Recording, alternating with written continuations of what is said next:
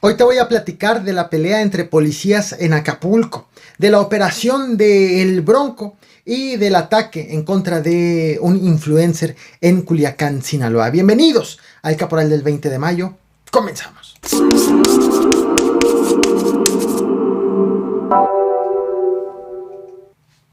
Así, casual. Este jueves 19 de mayo, trabajadores de limpia de la alcaldía Benito Juárez, en la Ciudad de México, recogieron una caja de cartón en la colonia Independencia. Junto a unas bolsas y botes con desechos, agarraron todo y lo echaron al camión recolector. Avanzaron más de 2 kilómetros, llegaron a su base, a la colonia Santa Cruz Atoyac, y comenzaron a ordenar la basura, hasta que comenzaron a desarmar la caja que habían recogido. Al interior encontraron esto que estás viendo en pantalla, ni más ni menos que una granada de fragmentación. Por fortuna no la manipularon ni aplastaron nada. La pusieron entonces en una jardinera en la vía pública, resguardaron la zona, llamaron a los servicios de emergencia, la policía llegó, se encargó de poner un perímetro de seguridad, mientras que elementos del agrupamiento de fuerza de tarea se encargaron de retirar la granada para su análisis. Corrieron con suerte los trabajadores de limpia pública.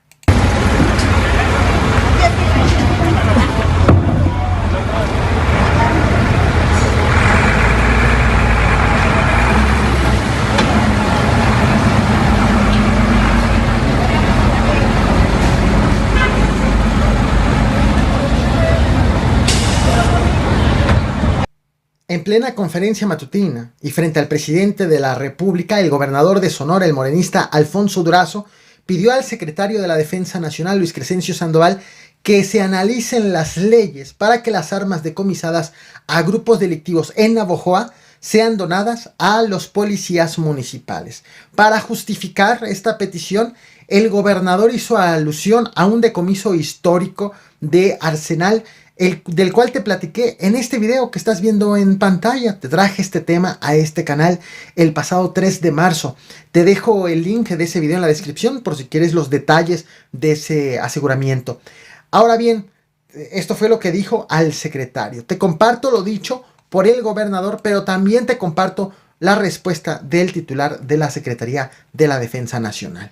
La Secretaría de la Defensa Nacional hizo un aseguramiento histórico, presidente, histórico en Navojoa, un número muy importante de armas de alto calibre nuevas, y estábamos planteando en la Mesa Estatal de Seguridad, presidente, que en virtud de ese carácter de ser armas nuevas que no han sido utilizadas, que no tienen historia, pudieran, previo proceso con la Secretaría de la Defensa Nacional, destinarse a algunos cuerpos municipales. La preocupación de la mesa es obviamente la trazabilidad de esa arma. En este momento la ley establece que deben ser destruidas, pero hacer una propuesta de una modificación normativa para que bajo ciertos lineamientos pudieran aprovecharse. Bueno, mi general, pues el planteamiento ya se hizo en público. Ahora me toca pues pedirte que lo analices para ver si podemos concluir con un procedimiento que nos permita contar con esas armas. Eventualmente será necesario, como decía, promover una modificación a algunas disposiciones legales. Gracias. Efectivamente la ley restringe esta parte, pero bueno, son armas que no todo el tiempo están en las mejores condiciones. Habría que hacer quizá un análisis de cada una de ellas y determinar cuáles pudieran ser utilizadas en otras organizaciones policiales. Pero bueno, podríamos hacer el análisis y ver de qué manera podemos cumplir con esto. El pasado 18 de mayo te platiqué en este canal de la denuncia presentada por una mujer del área de seguridad del aeropuerto de Ciudad Juárez, Chihuahua. Una denuncia en contra de un elemento de la Guardia Nacional a quien acusó de violación. Te platiqué también que este elemento federal se había dado a la fuga y que la Fiscalía General de Chihuahua andaba en su búsqueda. Finalmente, este viernes 20 de mayo, la Fiscalía Estatal informó que ya arrestó al acusado. Identificado como Octavio, originario de Acapulco, Guerrero, él fue detenido la tarde del jueves 19 de mayo por el delito de violación con penalidad agravada. Lo detuvieron mientras circulaba en un vehículo en Ciudad Juárez. Se espera que en las próximas horas, si es que no está ocurriendo en este momento, se realice la audiencia de imputación para determinar su situación jurídica. Y en Acapulco, Guerrero, policías auxiliares se manifestaron este viernes 20 de mayo para exigir principalmente dos cosas. 1. Mejoras salariales. Y 2. Alto al acoso laboral. Durante la protesta bloquearon el Boulevard de las Naciones en la zona Diamante, una zona turística, con el objetivo de presionar para tener una audiencia con la gobernadora, la morenista Evelyn Salgado, para exigirle que cumpla una minuta que presuntamente ella ya les había firmado. Antes del bloqueo, los manifestantes ya habían protestado en las instalaciones del Instituto de la Policía Auxiliar Estatal y habían despachado al personal administrativo.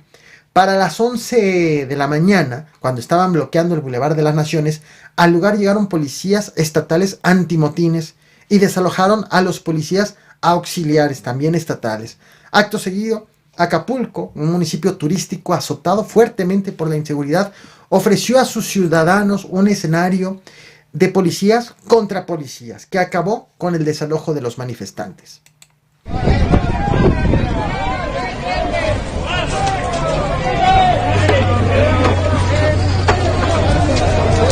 No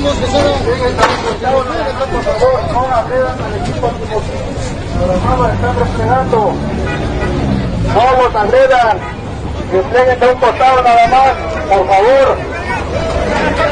Policías del Estado, desplieguense a un costado. No los están agrediendo, no agredan al equipo antimotín. Y no van a ser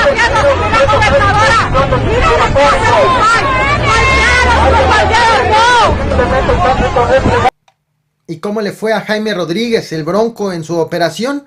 Ayer te platiqué que este viernes 20 de mayo el exgobernador de Nuevo León iba a ser sometido a una operación. Esta inició por la mañana en el hospital universitario. La intervención tardó aproximadamente 2 horas y media y le retiraron un tramo intestinal de 40 centímetros. La operación fue reportada sin ninguna complicación. Para las 2 de la tarde, la esposa del exgobernador, Adalina Dávalos, aseguró que todavía queda pendiente otra operación por el dolor de la ciática, la cual todavía no tiene fecha, y consideró que el estado de salud de El Bronco sigue siendo delicado. Por esta intervención, el abogado del exgobernador aseguró que no va a comparecer en la audiencia que tendrá esta próxima semana por considerar que no estará en condiciones para hacerlo.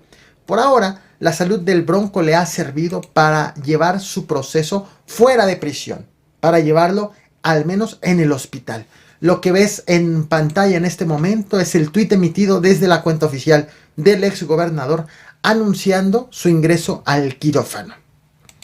¿Recuerdas que te platiqué hace unos días de Katia Echazarreta, quien se convertiría en la primera mujer nacida en México en llegar al espacio?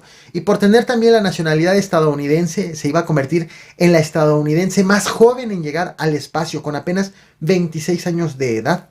Esto lo iba a ser posible con el lanzamiento de la misión NS-21 de la empresa Blue Origin, quien lo había anunciado a esta joven como parte de su tripulación para despegar la mañana de este viernes 20 de mayo. Sin embargo, el lanzamiento fue cancelado de último momento debido a que detectaron problemas en uno de los sistemas de respaldo. La empresa no dio una nueva fecha de lanzamiento, pero ha anunciado que este sí llegará. Ya salió la noticia. Aquí estoy y voy a ser la primera mujer mexicana en el espacio. En el estado de Morelos ha aparecido un vengador anónimo llamado El Limpiador, quien ha cometido al menos 3 asesinatos en 2 hechos distintos. Vaya, en un hecho asesinó a una persona, en otro a 2. Contra presuntos abusadores de mujeres. Esto es parte de lo que el fiscal del estado de Morelos dijo hace unas horas. Nadie puede hacerse justicia por su propia mano. En un estado de derecho eso no se va a permitir. Estamos investigando y vamos a dar con los responsables. Este será tema de mi próximo video, así que suscríbete y activa la campana de notificaciones para que YouTube te avise cuando suba videos nuevos. Te presento al maquillista e influencer Alexander Millán. Lo estás viendo en pantalla. Su última historia en Instagram fue publicada este jueves 19 de mayo y decía, cito textual: hoy va a pasar algo muy especial en mi vida que quiero compartírselos. No se pierdan mis historias porque hoy les voy a compartir algo muy bonito que va a pasar. No les puedo decir todavía qué, porque falta tiempo para que suceda. Tras la publicación, el joven salió de su casa en la colonia Las Quintas en Culiacán, Sinaloa, subió a su jeep, comenzó a manejar y posteriormente fue interceptado presuntamente por 2 hombres en motocicleta y fue atacado a tiros. Alexander murió en el lugar de la agresión. Él contaba con más de 80,000 seguidores en Instagram y presumía su trabajo con modelos y con artistas como por ejemplo Lucía Méndez, fotografía que estás viendo en pantalla. Él incluso hizo giras en el país para ofrecer sus servicios. Lo que ha llamado la atención de este hecho es que no han sido reportadas amenazas previas a la agresión en su contra, por lo que la comunidad de la diversidad sexual ha pedido a las autoridades que se investigue este hecho como un crimen de odio, o al menos que no descarte la posibilidad de que haya sido de esta forma. Tan no tenía amenazas en su contra que este que te voy a mostrar fue su último video. Nos vemos al rato con más información. No olvides reventar el botón de like, compartir y suscribirte. Gracias. Hola mi gentes hermosas, buenos días. Hoy va a pasar algo muy especial en mi vida que quiero compartírselos. No se pierdan mis historias porque hoy les voy a compartir algo muy bonito que va a pasar. No les puedo decir todavía qué porque todavía falta tiempo para que suceda. Pero es algo muy emocionante, no sé si lo puedan notar en mi cara. Que no, fíjense, ahorita me está valiendo madres que ande despeinado, que me acabe de levantar, que estén descubriendo algo que no se los había mostrado, que es que duermo con un peluche.